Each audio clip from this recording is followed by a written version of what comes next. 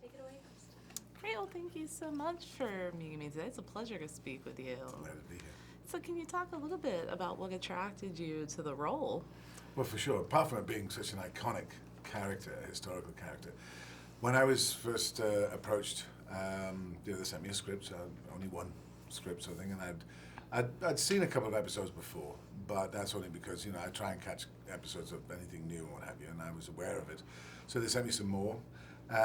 But what really attracted me was when I saw the making of, and in there you see the production values were through the roof, and you can see that where they've spent their money is you see it on screen, and you saw these colossal builds and the quality of the costumes and everything about it. And then the actors would talk on there as well as crew members and everybody involved. And I thought, this is why we get up and do what we want to do. It just looked too good an opportunity. Absolutely, we were so excited for it. Delighted. So, Blackbeard, the character, well, actually, not really a character since he was a real person, but he's been, taken on by different actors. For your version of Blackbeard, what do you plan to bring to that? Well, you have such a wealth of information, you have such a wealth of histories and all this sort of stuff, all written by different people from different perspectives and everything. So you have to sift through that first. And make your decisions. Basically, try and grab the essence of what he is, and then fold him into basically the BlackSails world, because we're not doing a documentary on Blackbeard as such, but he's got to be integral, and he's got such an impact on the series itself. He's of that world. He's from that world. Indeed, he was one of the founding fathers, sort of thing, of Nassau itself, and one of the chief sort of signees and instigators of the Pirates Charter itself. So, and yet he'd been away for so long. So you've got somebody who has to come into this world, and he's going to cause a huge upset, and he's going to have such a tremendous impact on the series itself.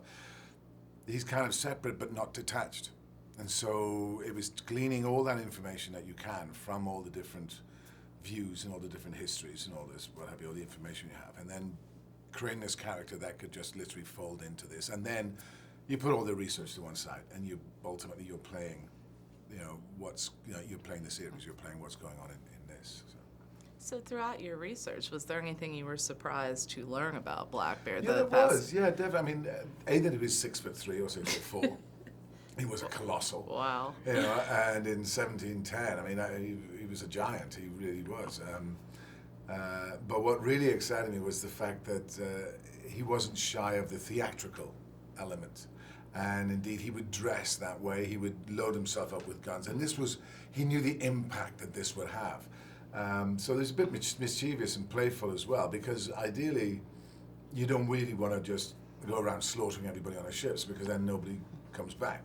So, and it's not good for the crew if half of them die every time they go out. So the ideal situation is that, and this is all thinking about, like BlackSails, about dropping the black, the time when you literally put the black flag up, has such an impact on the opposition that if you time it right, they haven't got time to regroup, they haven't got time to run, haven't got time to think about it. They're just going to go like, drop it aside, take the booty, and leave us alone.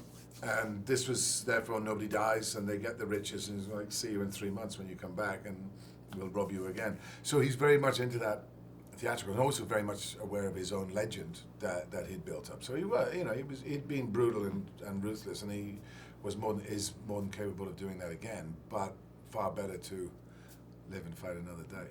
So as you delve into the characters, is there anything you were surprised to learn about yourself as an actor?